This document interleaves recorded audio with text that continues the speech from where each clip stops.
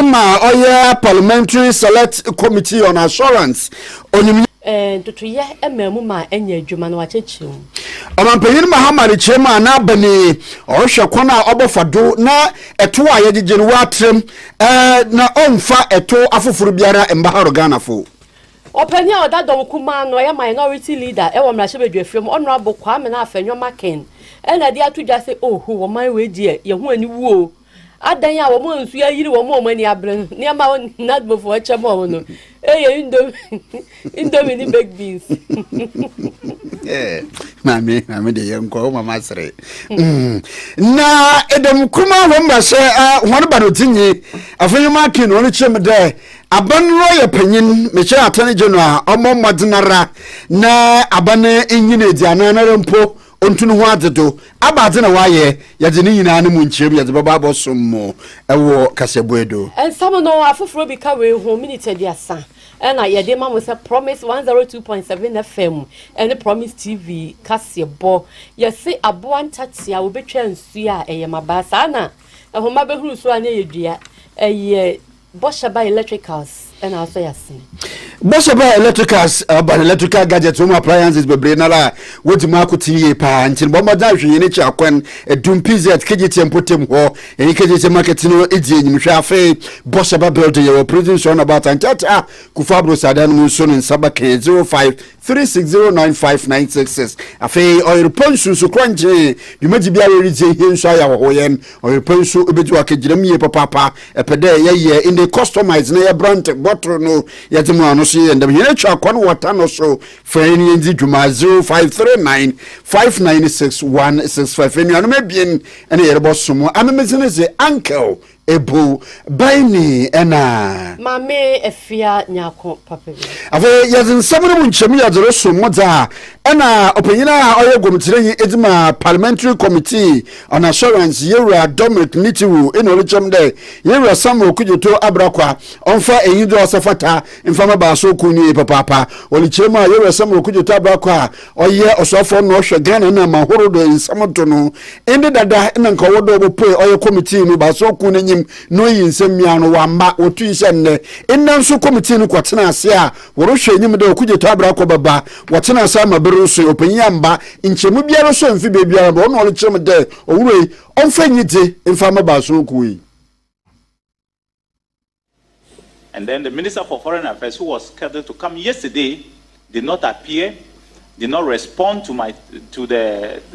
clerks, did not respond to Parliament. Messages were sent by me, messages were sent by my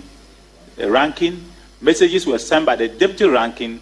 He did not bother to respond. We would expect that their team appears here tomorrow. As I said, you can't be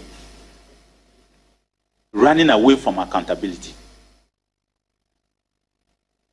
Once you agree to serve the people of Ghana as a minister, you can't and will not allow you to run away from accountability. If you don't want to be held responsible by this committee, don't make a promise.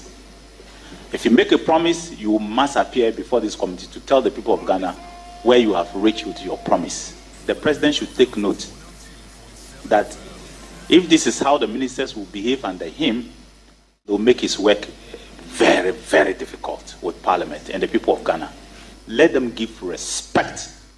to the people of Ghana. Otherwise, they have no place. They have no reason to be where they are. If you are lucky enough to be a minister out of 33 million Ghanaians, you must show respect to the people. Na ende yera aya onyuyan for Dominic Nitiwu nenzina yeti na ranking member ewo assurance committee onodo ya oya NDC mrashebegomnyi ewo edwira sechere abato nimposo onodo Mohammed Ibrahim Bawa ino lichemede asafo no de wo hune de mrashebegom no basonko wapo committee ni nyinara no tumu ine ibu osafata wo ye papa ntire wonfa ibu otedam no wonfa ama committees no. I plead with our colleagues. Almost all of them are members of Parliament. I plead with our colleagues that they should at least give us some modicum of respect. Give us some modicum of respect. And then appear before us. We are not here to witch hunt anybody. We are here to give you the platform to walk us through the promises that you've made, the promises that His Excellency has made to the people of this country. So I will not talk much, Chairman. Just to say that today we've wasted the day. Enti aya onyiminyamfo Mohammed Brahima Bawa adwira seche dumase abato nimposo no to masebegom yinindi na yati ya twaso ewon sanfufuro mu na Matthew abahoma so ya ye ne ebedi nkomo na budumburam ye wogomwa East Mansi mu wonfinfin mantam mu eye Central Region amane aye nsaka ekire mu a na kuro bi ban budumburam ho aye freni bi akoye eho omabua be mabi wonya mfi aduonu nsia ama chese yesi na bo kora ka ho na Matthew ewa homa so yesi ye nwenam nyaja na wodi nchemu amaye nanansa madwe ayo be juso Nana bale say na branch esa ya bro no esi na boy are o ma mi so mtuche ewo eye gomo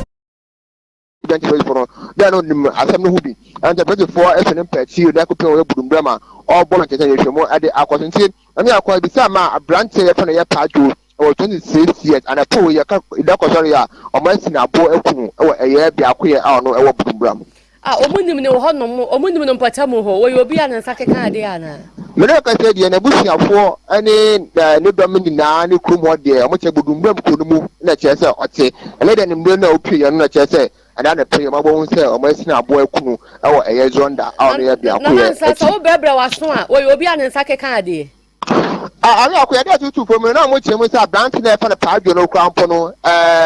or what I say, why are your ex convicts? I just say, one call up where we are dear academic prison that a bear and near so some time, now crown at say. Was out around the two conference a pretty porno, yes, sitting phone at Chester, area to put on our workers or ex convicts. I guess academic prison, cramp for Abadan, to say, they are now a book on baby, and I said, the phone at Chester, Western Apo, Kuno, and the two conference, yes, and I said, pretty Rabama, or mention, they should have pretty funny,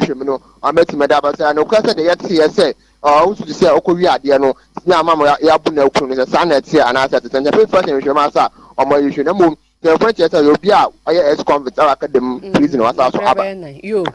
money a Jumana and Santi, the Bepimuno, not yet to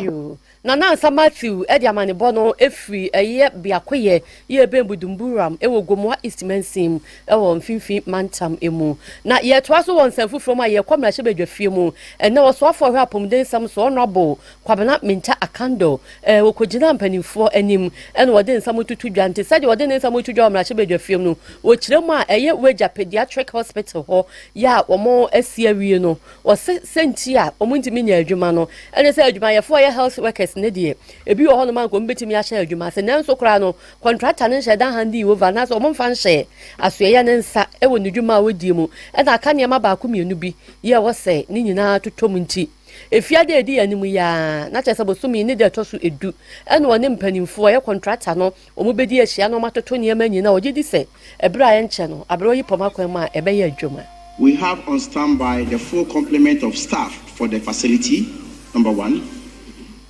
The Speaker, we have invited the contractor on several occasions. In some instances, he sent his representative. The last meeting will take place on the 10th of this month. Today is on the 8th. So on the 10th of this month, the contractor is not in the country at the moment. We have invited him, and on the 10th was his request that he will be available personally for us to conclude on the matters. So, Mr. Speaker, let me put it on record that it's not as though the facility has been fully completed. There are no issues, and government deliberately do not want to commission. The Speaker, as we sent people from the Ghana Health Service to the facility, there are equipment that have not been installed, and there are others that have been installed, but we don't have complete access, and the project has not been handed over to the ministry. Honorable Kwabraminta Kando, and then yet and announce a honoma was sale, what you told penny for him says, so more the Bibiama buying a year handing over, no more handing over my buying now, a branch of Yaya Sabiana Bayer Juma, na Abesum. Speaker, I can assure you that if the project is handed over this morning, in the next 24 hours, we don't even need to do any fanfare. We will commission the project because we have a full complement of staffing for that particular facility. When we send the Ghana Health Service staff to the facility, there are equipment that has not been installed. And those that have been installed, they do not have access to the codes of the equipment because the contractor has not handed over to the ministry. Honorable Kwabraminta Kando, so for her from then some so ne, and Mashabe few when someone do two jar, it will wager pediatric hospital, no, Sentia any Juma. Yembo poye mantem na yenkwoche bi yanam amanze ebonyi George Bota wo ahomano to nkra yetire nde de mabre inde owuro bi a wonye huni nyipa bana oye na mmumu no galamse bia na woye mfe baye eduanan ine weji na mbrelo koya na wo jemde abamafo egbu ewuro galamse site bia wodzi murinka na wakwacheche wona wo to galamse na owuro elugoni bi humo oye ine opatere ekoto galamse amna bia nsu emo nam do watwe na nanom wanse do George Bota mandibonyi lotuedo ho George akwaba yani aminia George yankwe yo binia ebra anopa na abobeye anopa duba akomu ebremu ana ubepiem epuemantem eye chebi ebu akwa south mansin mu a eye edubon baduma boni a yenuanum bi afato wan ho so a omode ni omo ye ne se ensuo ho ana ombedidie na omato mbotomu ma eno ana eye abambofo a omo epuemantem ha eye ebu akwa south ha ehu se aduma omanfo ni bi eye no emfamra kwan so eninti ombehwe na omatu omososa enunti ebra omubowura eye site ho na abambofo eye sene omo tu ase eye nkrofo yi so ana omo so hu se abambofo na bade a okwan bi aso na omo so bepe ba bi adwane afa eno na mrantie je sa edwane bra omo dwane no omo nim se ba bi omo tutu no amran so eda ho eno na branche ba ko ye na dwen se ohuri ya na se ono so se afro no me no ka se ampanifo ba ya se be ya yebetime yi abrantie besi ne yetimi yi no eficha no pa be ya duba akobremu no a no sia abo apa hwen no yetimi yi abrantie ne da so se asase ase a sabre omo hwe okwan pa on be fa so a we betime yi abrantie no eframle no George da mabia ya wono ya bia ya wotu galamse wo hodada ana afa no wa discover dem krofu bi akose wo no ho na bonu tu no waka fada masama be yo mini aso bi sa ye enokre ehọ no eye bia ya na kana nanom aba to ho no mo se ehọ no ma di ho no ma ye ho no ma sase yantam a ensu tene bi eda ho no mo a etene kopa ye nanso esan adwumaboni a enuanu mu bia fa to an ho so nti omo didi ho no nyina bobo amana esu to ye esu no timi yiri e bi konkrofo no mu bi fie e fa miaye a tese enya homeka kura na wo hwe bia ye ho no mo se ne ye kan ya Dana no se na medi kan no omo yi hono mo a anko ma ye so mo de hono mo ba be ye funeral grounds enu tie fiefie ene biaye hono mo no se ne omo sifa siesie hono na afo a ye kire mu ana che se omo didi hono mo na eni ame no ka sei ho nyina dane amana a che se omo ye mine ni bia se me no ka sei biaye ho de akona ne amana nko a enu ti se ne mpanifo di kan se do tu amana bone no ono ankasa betom no amana no akasa nkrofo ya me kasa ya tese besi ne sabri abranti a wanya mfie eye aduanan oda so sasa se George nyimpa no oto amunemu no oka galamse yese no ho a bini aka ho bi no hu sa abanbofo no ba no eno na tese omuge sa no no pe ba bi aduane afa ana tese odi kokowura amanemu a ye hu no bi mu George nti ye fancy nyame adom a memenenda ye beti hu nkomo ne nsem se bebre na ba ye da se ye pa ene wo bra nyumbre Yena manzi bonyi George Bota jirim mahenu wo oye epoye mantem na in the Kowu Business Advocacy Group iye ikubia epemu epoye mantem kowu ne nipotem a wo ye papa na waze insirahwe ekopremu ewo abankasim mrekere Jubilee House ema omampanyin mahama ajwon fede ne nkomotim no mampanyin mahama le kirem de na bani le hwekono obafado na ekona ya fado etu ahoro a yegigiri nyinara ya tem ye papa manyimpa dodo nara etumetu itu ni bi na onka bade aban eze eto fufuru bi ba abato Ghana fu wono do olichim de ehwe ilevi ena fe COVID-19 oye ilevi na Ghana fu mpe ntino obey we yini yina jefu ho ono no kire de ampa waye na adwene de onfa to fufuru biara mba na mmom no obohwere mo ho de do no yebepe kwa ampa bi do na ya trem ema to no jeje no akonka ni ye papa came with remove some of the taxes that Ghanaians described as nuisance taxes. And so the COVID levy is gone, the e-levy is gone, and we're working to rationalize the other taxes. And so overall, the indirect taxes, that is value-added taxes, have come down from 21-something% to 20%. Now we're concentrating on efficiency in collecting the taxes, because we believe that if we collect the taxes more efficiently, we don't need to introduce new taxes. And so what we're concentrating on is efficiency in collecting the taxes. And I'm sure that if we collect the taxes more efficiently and government is making more revenue, we can begin to bring down the incidence of tax and the burden on our people.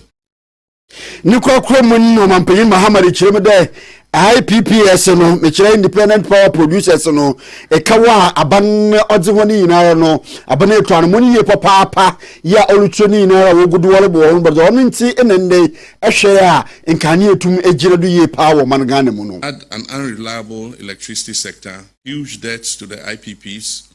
Electricity Company of Ghana was unable to collect its revenues. Commercial and technical losses accounted for almost 42% of revenue. And aside from that, the huge debts owed to the gas producing companies upstream had the potential of completely collapsing our energy system. I'm pleased to report that we're in a much better place today. We've paid down most of the debts we owe to the independent power producers. His Excellency the President John Dramani Mahama Nenze Eneyeti. Ye free man penny aso ye de makomra shebedwa fie mu na banudini emadom kuma na ye minority leader Honorable Alexander Afenyomakin ena ekasa na nane nsam de waka waso asem bi wo ho a wo kan na agyan na asa ba behwe wusen ya National Disaster Management Organization that before no say enwanwa pass nsu ya to ayirim krofo omani amanyina asese baby omo beda aduane omo bedi ne ho nsam a nadmofo na mu a baked beans ani indomie no omo che ya sem we de ha adwen papa no wo che mu kra se mampani dia betu dwa so wo twa sika ato ho no ma sika no eye contingency fund no ye dia ma ye yibie e de eboa omo a disaster yi ato omo na sa ato renche mu ato omo na wo kwacha ne ma indomie ne baked beans say say we have been told that some funds have been released to NADMO. Only yesterday, Mr. Speaker, we saw NADMO at Nima and Accra Newtown sharing baked beans and indomie. Baked beans. When, Mr. Speaker, people have lost properties, Mr. Speaker, they need rice, they need maize, they need oil, cooking oil. Mr. Speaker, they need government to intervene to restore their businesses. Mr. Speaker, then, Mr. Speaker, we don't even know how they procure these baked beans. Mr. Speaker, people need blankets, people need mattresses. Minority leader, Honorable Afenyomakin, Kwamena, no, Osagene. Obi per mattress and it drank in your come big beans and indomie. Now, answer what the Mubium was say. Finance Ministry in Petropa or Mutimitra de so we have a contingency fund, no 300 billion Ghana cedis, and I buy no a yama so a month for more in Sweden. No, a how a woman was seen yet no collect that ain't me masada. It's answer call to the share, and I said so ye injunction at to contingency fund no so into a bin to me factory enquiska. The statement by the government communication minister to this house is false. The statement by the Ministry of Finance that funds were withdrawn from the contingency fund is also false. Mr. Speaker, and I submit that the contingency fund of the state has been subjected to a court order, a garnishee order. I have a letter of the Attorney General dated 1st July 2026. This letter is addressed to the Governor of the Central Bank. Mr. Speaker, Article 77, which was the constitutional provision upon which government came to the Finance Committee. Mr. Speaker, when they went for the withdrawal, the Attorney General himself advised the governor that account has been injuncted. They could not withdraw from the account. Yes. And the Diako so how much the film no. So I they can crest. Na osahin kwame na Alexander Afenyomakin na me see otino fem pepepe ena na beze chire a oye askwa emrase begominyi ezimo amanfo wo askwa abatuni mpeso no don onyanfo Patricia Apieje osore ina oli chire mede abano lawyer panyin me chire Attorney General ena afa Minister for Justice intempera owodo mampanyin neji so mampanyin enya kokudu wenyin neja na lemtunu ho agedo on resign osane de damu contingency fund na inne abano lawyer panyin amoman fotosamfo eho kwana de ombonwem na onkoyi oya 300 million echopable Ghana cedis na ofambo bo wona nsuriye eyiri ho no emrote echiye papa pade se abanu to the man na na owodo bomrase begom na mbe ote echi no wotu wana mona ansana na abanu loye panyin ni ntum nsoro prokope na omfanu tum mfani se nkowura contingency fund mu adan a asema bentiro keiska otiamre ye papa cannot preach fiscal discipline while his Attorney General treats cost processes as inconveniences.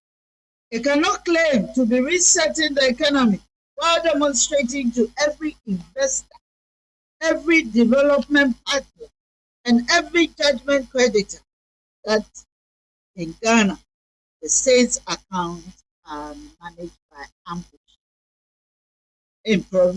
improvisation, and concealment. And they cannot look flood victims in the eye while the institution meant to protect the funds for their relief are at war with one another.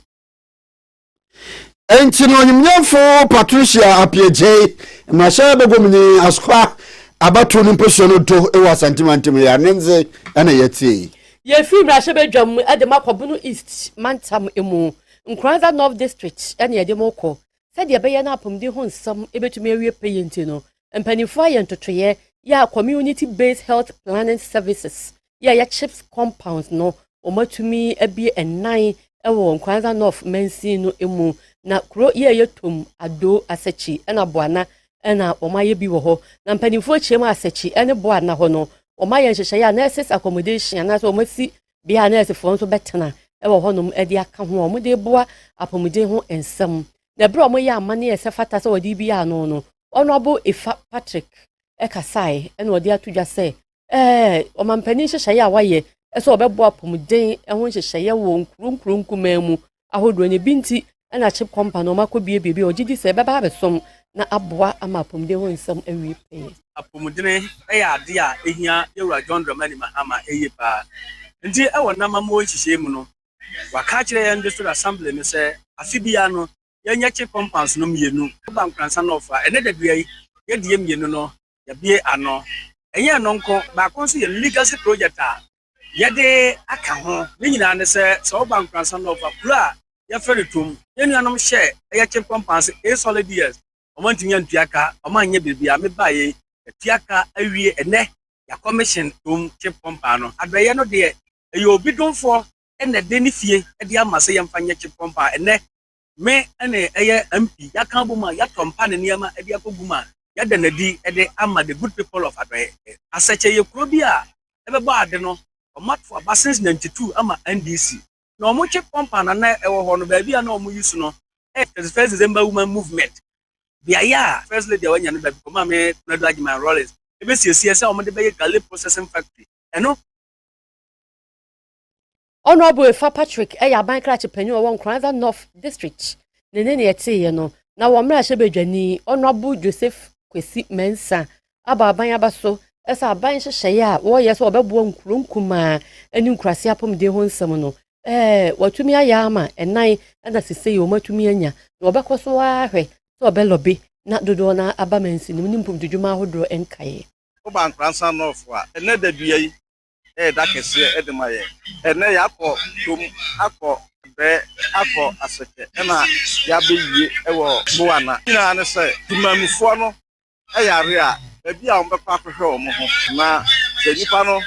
ɛnte apɔ a ɔntumi ɛnkɔsa line ɛnto aba ɛmfa ma wo afe biara mehwɛ sɛ yɛbɛhwɛ amanfoɔ ani ɛde ama wɔn free screening ɛde ma wɔn ɛti sɛ woba apɔmuden side no a Honorable Joseph Mensa ya wɔyɛ mmarahyɛ badwani ana MP ɛwɔ Nkranza North abatoɔ mpɛsua so ɛne ne yɛte yɛ no Nkranza North District Health Director ɛyɛ Dr. William Ofori wakyerɛ n'ani so ɛsɛ bɛboa papapapapapa ama apɔmuden ho nsɛm atumi awie pɛyɛ ɛde aboa mpɛkyɛmu ho obia bɛtu mpɔn a ɛgyina apɔmuden so ho nyɛ deɛ a wotumi nto ama wotumi no koko ɛnɔ nkɔdɔka si nkɔsesa kashi apɔmuden deɛ ohia paa sɛ baabi wɔ hɔ na apɔmuden ni hɔ a nipa no yare a ɔde hyɛ ne ho a nofo ɔde bɛduru kɛseɛ mu na asɛm aba nti aban ayɛ ne sɛ yɛmfa apɔmuden dwuma no ɛmmɛn amanfo sɛ ɛbɛyɛ a ɔyare a wagye ayare na chip no koraa Dr. William Ofori ya wɔyɛ Nkranza North District Health Director ɛne na yɛate bra chip compounds mako ɛnan ɔmu bi ano wɔ Nkranza North mansin mu